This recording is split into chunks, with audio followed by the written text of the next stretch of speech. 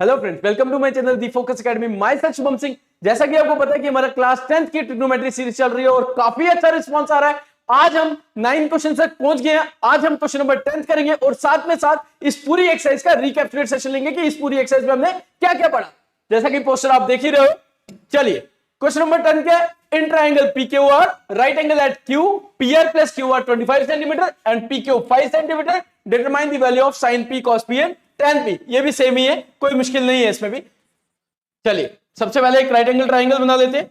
ठीक है, ये बना लिया राइट एंगल ट्राइंगल। ठीक, इसका नाम क्या रख लेते हैं? PQR। यही बोला था, राइट एंगल कहां पे? Q पे। यहां पे लिखते हैं in triangle PQR right angle at किस पे रखा हुआ है? Q पे। उसके साथ साथ हमें क्या कंडीशन दी गई थी? PR plus QR equals to 25 centimetre. Okay, PR कहां पे? PR और QR को ऐड करेंगे तो 25 सेंटीमीटर के इक्वल है। उसके साथ साथ हमें क्या बोला है कि PQ सेंटीमीटर, PQ कितना है? 5 सेंटीमीटर। PQ मेंशन कर देते हैं यहां पे 5 सेंटीमीटर। ठीक है, अब PGD थ्योरम हम वहां अप्लाई करते हैं when two sides are given with the help of two sides with the help of PGD theorem with the help of PGD theorem we have to find the third side। तो हमारे पास PGD theorem क्या कहती है? By Pythagoras theorem hypotenuse का square that is equals to base का square plus perpendicular का। अब hypotenuse angle के सामने मैंने बताया था पीजीडी में एंगल के सामने वाली साइड को क्या बोलते हैं? हाइपोटेन्यूज। नीचे वाली साइड को बेस, बची साइड को परपेंडिकुलर। हाइपोटेन्यूज क्या है? PR का स्क्वायर। बेस क्या है? QR का स्क्वायर। और परपेंडिकुलर क्या है?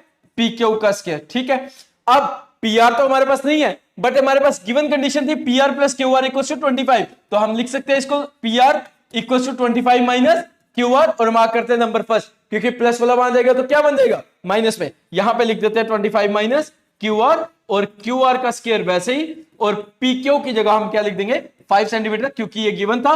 और यहां लिख देंगे किस, कहां से आई ये इक्वेशन? फ्रॉम इक्वेशन फर्स्ट से हमने ये वैल्यू जनरेट की। ठीक है, अब अप्लाई करेंगे A माइनस बी का whole square. A square minus 2 AB plus B का स्क्वायर, यही होता है A माइनस बी का whole square. A square minus 2AB plus B square. QR square as it is, 5 square is 25। ठीक है, यहां पे क्या आ जाएगा? 25 का square 625 minus 2 into 25 50 QR plus QR square that is equals to QR square plus 25। ठीक है, यही आएगा।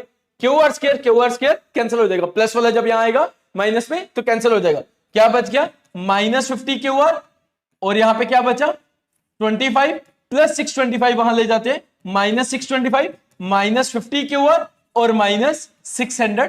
625 में से 25 जाएंगे तो 600 बचेगा। तो QR की वैल्यू कितनी आ जाएगी? 600 divided by 50 that is equals to कितना बन जाएगा? वो 500 कैंसिल, 5 12 10 60। तो QR की वैल्यू भी हमने निकाल दी कितनी? 12 सेंटीमीटर। एंड अगर हम इस इक्वेशन में देखें तो PR की वैल्यू क्या लिखी थी? 25 माइनस PR की वैल्यू हमने क्या लिखी थी? 25 माइनस QR तो अब हमने फाइंड आउट कर दिया, तो 25 माइनस 12 क्या हो जाएगा? 13 सेंटीमीटर।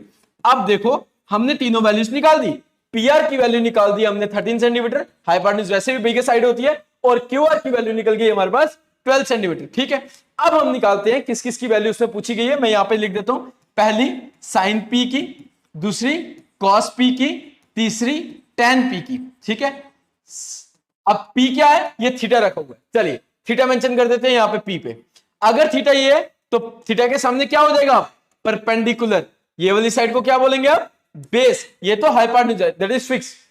अब साइन की वैल्यू सम क्या बताया था? पीपल बाय हाफ, मतलब परपेंडिकुलर बाय हाइपोटेन्यूज। थीटा के सामने 12 है तो इसलिए 12 अपॉन हाइपोटेन्यूज और बिगेस्ट साइड है वो क्या निकाली हुई हमने? 13। ठीक है, कॉस करली ब्लैक हेयर, मतलब बेस बाय हाइपोटेन्यूज। बेस कितनी है? P पे ही थीटा रखना है, बेस आ जाएगी 5 और हाइपोटेन्यूज तो फिक्स है। लॉन्गर साइड कौन सी है? 13 ही। tan P, tan होता है टू प्रेजेंट ब्यूटी, और P पे थीटा रखे परपेंडिकुलर, दोबारा यही आएगा 12, तो 12 का 12, बट बेस कौन सी है? 5, तो ये आ गया 5। तो ये रहा हमारा क्वेश्चन नंबर 10, जो हमारी पूरी की पूरी एक्सरसाइज कंप्लीट हो गई। अब हम थोड़ा सा रिकैप्चुलेट करते हैं जितना भी हमने पढ़ाया है। ठीक है, तो चलिए सबसे पहले हमने पढ़ा कि there are 6 trigonometry ratios, sine, cos, tan, cosec, sec और कॉट, कोसेक, सेक और कॉट। ध्यान से सुनिएगा, ये 6 ट्रिग्नोमेट्री रेशियोज है। अब इसकी वैल्यूज कैसे निकालना सिखाई थी मैंने, साइन की, कॉस की, टैन की, कैसे बताया था आपको, कोसेक, सेक और कॉट की वैल्यू। ठीक है, सबसे पहले मैंने बोला था आपको ये 3 लाइन्स याद रखिएगा, some people have curly black hair to present beauty. ठीक है, S is represented as sin, C is represented as cos, T is represented as tan, P is यहां पे लिखता हूं, P is represented as perpendicular, H is represented as hypotenuse and P is represented as base। ठीक, यहां तक समझ आ गया। अब साइन, अब जब भी साइन का वर्ड है तो हमें साइन नहीं सोचना है, सम पीपल हैव मतलब P upon H, some people have, P is represented as perpendicular, H is represented as hypotenuse। cos, cos is curly black hair, तो cos curly black hair, B is represented as base, H is represented as hypotenuse। बस यही याद रखना, B P H, बस इस side में, तो ये तो साइन कॉस हमें पता चल ही जाएगा। tan, टू प्रेजेंट ब्यूटी मतलब प्रेजेंट अपॉन ब्यूटी का मतलब होता है परपेंडिकुलर अपॉन बेस। ठीक है, क्लियर हो गया। अब कोसेक, सेक, कॉट में कोसेक जो होता है वो साइन का उल्टा होता है। साइन अगर सम पीपल हैव है मतलब सम परपेंडिकुलर बाय हाइपोटेन्यूज है, तो ये हाइपोटेन्यूज अपॉन परपेंडिकुलर होगा। ठीक है, तो कॉस, सेक का उल्टा कॉस, अगर ये बेस अपॉन हाइपोटेन्यूज है तो यहां पे हाइपोटेन्यूज अपॉन बेस आ जाएगा। ठीक है, अगर ये tan to perpendicular upon base है तो ये बेस अपॉन परपेंडिकुलर हो जाएगा। तो ये रहा हमारा आज का कॉन्सेप्ट। इसके साथ साथ मैंने आपको एक और चीज समझाई थी, ये मोस्ट इंपॉर्टेंट चीज है, अब सुनिएगा। मैंने बोला था कि अगर दो ट्राइंगल बनाते हैं, राइट एंगल ट्राइंगल, ठीक है, एक यहां बना देता हूं मैं, एक ऐसे बना देता हूं, इसका नाम रख दो ABC और इसका नाम रख लो PQR। राइट एंगल यहां पे, राइट एंगल यहां पे, एंगल के सामने हाइपोटेन्यूज, ये भी फिक्स है और ये भी फिक्स है। ठीक है, अब अगर हम थीटा यहां रखते हैं तो परपेंडिकुलर ये वाला साइड हो जाएगी, ये क्या होगी, परपेंडिकुलर BC। ध्यान से सुनिएगा, तो बची साइड को क्या बोलेंगे, बेस। बट अगर थीटा यहां मेंशन करते हैं, नीचे एंगल के ऊपर थीटा नहीं रखते हैं, अगर थीटा यहां मेंशन करते हैं तो परपेंडिकुलर ये बन जाएगा और बची साइड को, नीचे वाली साइड को क्या बोलेंगे, बेस। मगर एक ये कंडीशन याद रखनी है, दूसरी ये कंडीशन याद रखनी है, तीसरी कंडीशन आपको ये याद रखनी है, जब भी, ये मोस्ट इंपॉर्टेंट है, जब भी पीजीडी थ्योरम अप्लाई करनी है, जब भी पीजीडी थ्योरम अप्लाई करनी है, मान लो ABC ट्राइंगल है, राइट एंगल अगर B पे है, जब भी पीजीडी थ्योरम अप्लाई करनी है तो हाइपोटेन्यूज ये होगा, बेस यहां होगी और बची साइड को परपेंडिकुलर बोलेंगे।